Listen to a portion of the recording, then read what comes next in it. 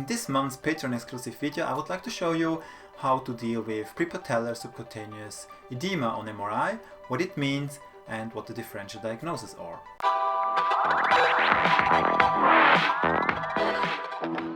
So patients get MRI quite frequently because of anterior knee pain, and there are several things that can cause anterior knee pain, mostly the femoropatellar joint, and we have these different plicae, etc. But frequently in such cases, and even in other cases, you will see some high signal changes in the subcutaneous fat tissue here in front of the patella, or even here at this region. So this is how it normally looks like. We have just a normal subcutaneous fat tissue here on a proton density weighted fat saturated sequence, where it's just nicely saturated and dark. We don't have any edema here. So this is basically what we would expect.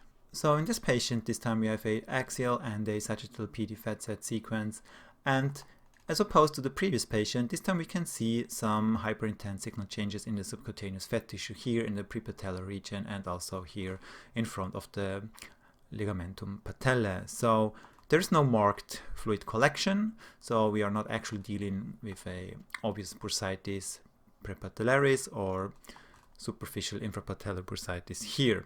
So this finding here is very important not to overstate. I would certainly describe it in the description, but it's basically without any deeper meaning. And there was a study that actually had a look at exactly this. Let's have a look here at this study here. They assessed the anterior subcutaneous hyperintense signal changes on PD weighted sequences and looked for associations with anterior knee pain.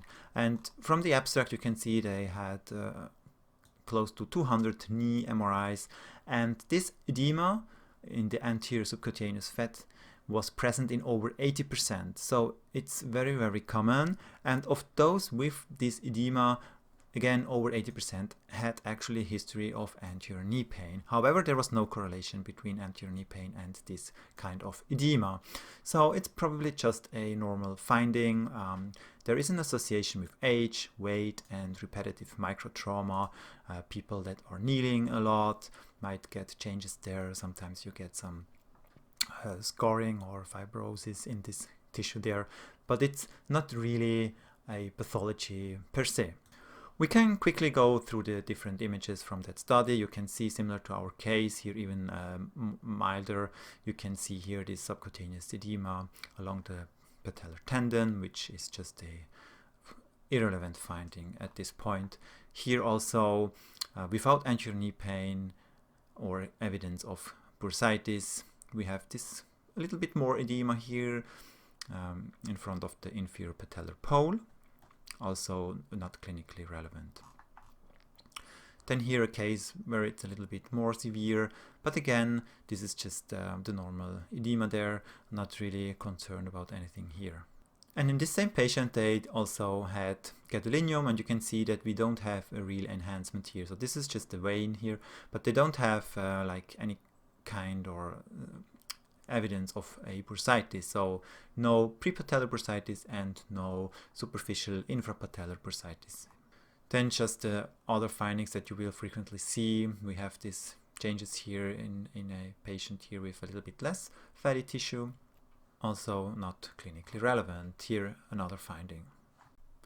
Here a quick repetition regarding the different bursae around the knee, and the two that we are focusing now are the prepatellar bursa here between the patella and the skin, and then further distally in front of the patellar tendon. Also in the subcutaneous tissue we have a subcutaneous or superficial infrapatellar bursa, as opposed to the deep infrapatellar bursa which lies under the patellar tendon. So there is a distinction here regarding the infrapatellar bursa.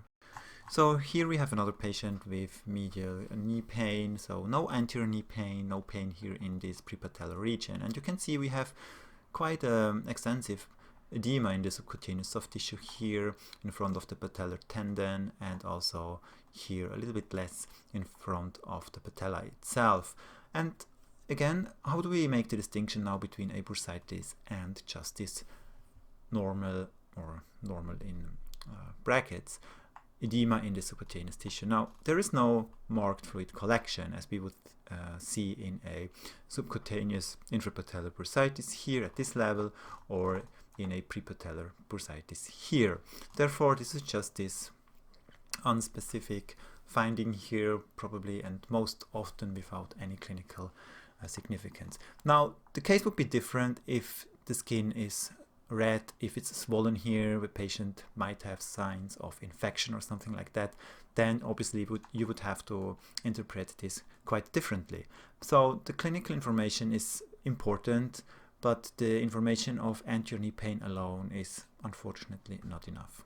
So this is again a PD fat set, and this time, although we have some edema around this region in the subcutaneous tissue in front of the patellar tendon, if we are scrolling cranially and here at the level of the lower patellar pole, we can see this time we have a marked fluid collection with some structures inside the fluid here. So this is clearly consistent with a prepatellar bursitis.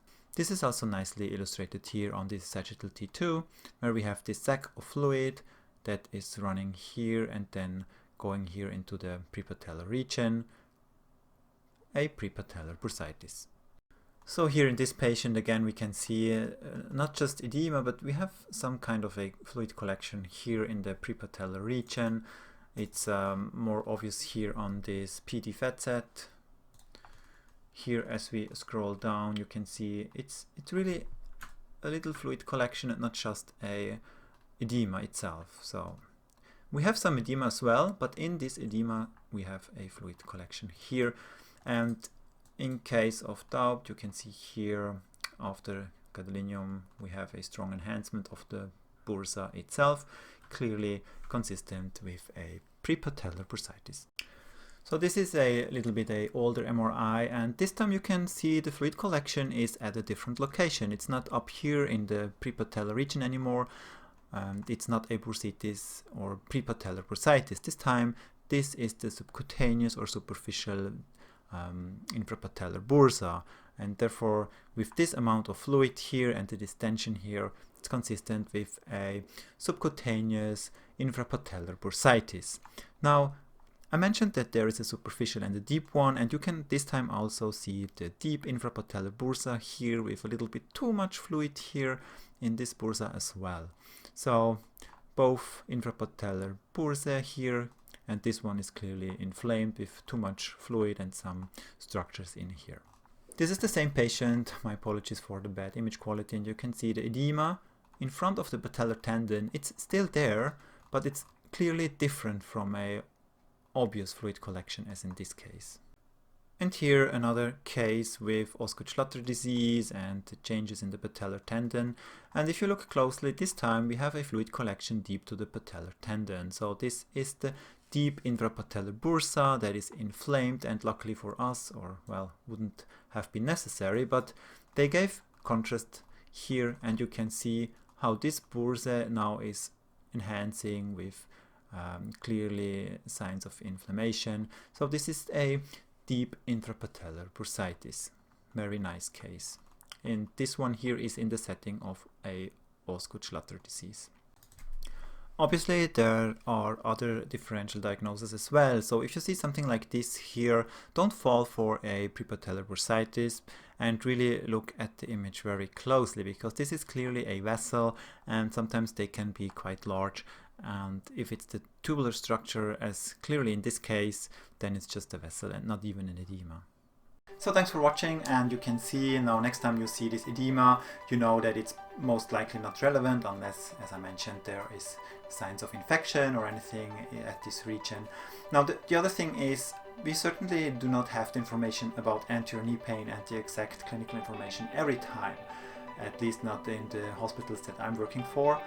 And that might be an issue sometimes, so keep in mind that probably very subtle bursitis can manifest without really having a large amount of fluid. So if you really have the opportunity or the possibility to advise your technicians to point markers where the pain is of the patient. So if the patient has anterior knee pain, ask the technician to make a marker or anything like that. And if the marker really falls just in the anterior region and the prepatellar region, and you see some edema there, maybe more than usual, but not really a real collection, then it might still be a prepatellar bursitis, especially if you don't have any other indications why this patient should have pain there.